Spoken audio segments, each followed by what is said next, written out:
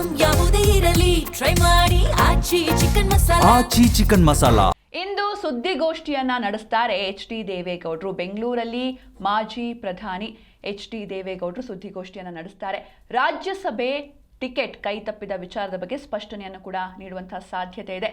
ರಾಜ್ಯಸಭೆ ಟಿಕೆಟ್ ವಿಚಾರದಲ್ಲಿ ಇವತ್ತು ಅವರು ಒಂದು ಸ್ಪಷ್ಟನೆಯನ್ನು ನೀಡಬಹುದು. ಯಾಕಂದರೆ ಅವ್ರ ಕಡೆಯಿಂದ ಯಾವುದೇ ರಿಯಾಕ್ಷನ್ ಬಂದಿರಲಿಲ್ಲ. ಯಾವಾಗ ಈ ಟಿಕೆಟ್ ಕೈ ತಪ್ಪಿದೆ ಅಂತ ಗೊತ್ತಾಗುತ್ತೆ, ಸಾಕಷ್ಟು ಕಾಂಗ್ರೆಸ್ ನಾಯಕರು ದೇವೇಗೌಡರ ಪರ ಬ್ಯಾಟಿಂಗ್ ಮಾಡಿದ್ರು. ನಾವು ನಿನ್ನೆ ಕೂಡ ನೋಡಿದ್ವಿ. KN ರಾಜಣ್ಣ ಹೇಳ್ತಾರೆ, ಈ ಇಳಿ ವಯಸ್ಸಲ್ಲಿ ದೇವೇಗೌಡರಿಗೆ ಈ ರೀತಿ ಆಗಬಾರ್ದಿತ್ತು ಅಂತ ಅವ್ರು ಹೇಳಿದರೆ, ಮತ್ತೊಂದು ಕಡೆ ಮಧು ಬಂಗಾರಪ್ಪ ಕೂಡ ರಿಯಾಕ್ಟ್ ಮಾಡಿದ್ರು. ಅಂದರೆ BJPಯವರ ಚಾಳಿನೇ ಇಷ್ಟು, JDS BJP ಜೊತೆ ಮೈತ್ರಿ ಮಾಡಿ ಕೆಟ್ಟಿದೆ ಅನ್ನುವಂಥ ನಿಟ್ಟಿನಲ್ಲಿ ಒಂದಷ್ಟು ಸ್ಟೇಟ್ಮೆಂಟ್ಸ್ಗಳು ಬಂತು. ಇದಕ್ಕೆ ಕೌಂಟರ್ ಆಗಿ BJP ನಾಯಕರು ಕೂಡ ತಿರುಗೇಟು ನೀಡಿದ್ದಾರೆ. ಇದರ ಜೊತೆಗೆ ಈ ಎಲ್ಲ ಸ್ಟೇಟ್ಮೆಂಟ್ಸ್ಗಳಿಗೆ ಕುಮಾರಸ್ವಾಮಿ ಕೂಡ ರಿಯಾಕ್ಟ್ ಮಾಡಿದರು. ಅಂದರೆ ಕಾಂಗ್ರೆಸ್ನವರು ಈಗ ಅನುಕಂಪ ತೋರೋದೇನು ಬೇಕಾಗಿಲ್ಲ. ನಮ್ಮ ತಂದೆಯ 70 ವರ್ಷಗಳ ರಾಜಕೀಯ ಜೀವನದಲ್ಲಿ ಕಾಂಗ್ರೆಸ್ಸಿಗರು ನಮ್ಮ ತಂದೆಯನ್ನು ಯಾವ ರೀತಿ ನಡೆಸ್ಕೊಂಡ್ರು ಅನ್ನೋದು ಎಲ್ರಿಗೂ ಕೂಡ ಗೊತ್ತಿದೆ.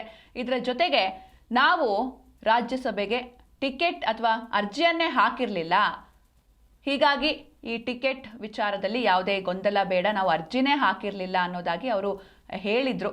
ಹೀಗಾಗಿ ಇದರ ಬಗ್ಗೆ ದೇವೇಗೌಡರು ಯಾವ ರೀತಿ ರಿಯಾಕ್ಟ್ ಮಾಡ್ತಾರೆ, ಎಲ್ಲೂ ಕೂಡ ಅವರ ರಿಯಾಕ್ಷನ್ ಇಲ್ಲಿವರೆಗೂ ಬಂದಿರಲಿಲ್ಲ. ಹೀಗಾಗಿ ಇವತ್ತು ಅವರು ಒಂದು ಪ್ರೆಸ್ ಮೀಟ್ನ ಕರೆದಿದ್ದಾರೆ. ಅವರು ಸ್ಪಷ್ಟನೆಯನ್ನು ನೀಡುವಂಥ ಸಾಧ್ಯತೆ ಕೂಡ ಇದೆ. ರಾಜ್ಯಸಭೆ ಟಿಕೆಟ್ ಕೈ ತಪ್ಪಿದ ವಿಚಾರದ ಬಗ್ಗೆ ಎಚ್.ಡಿ. ದೇವೇಗೌಡರು ಇವತ್ತಿನ ಸುದ್ದಿಗೋಷ್ಠಿಯಲ್ಲಿ ಸ್ಪಷ್ಟನೆ ಕೊಡುವಂತಹ ಎಲ್ಲ ಸಾಧ್ಯತೆ ಇದೆ. ಇವತ್ತು ಬೆಂಗಳೂರಲ್ಲಿ ಮಾಜಿ ಪ್ರಧಾನಿ ಎಚ್.ಡಿ. ದೇವೇಗೌಡರು ಸುದ್ದಿಗೋಷ್ಠಿಯನ್ನು ನಡೆಸಲಿದ್ದಾರೆ.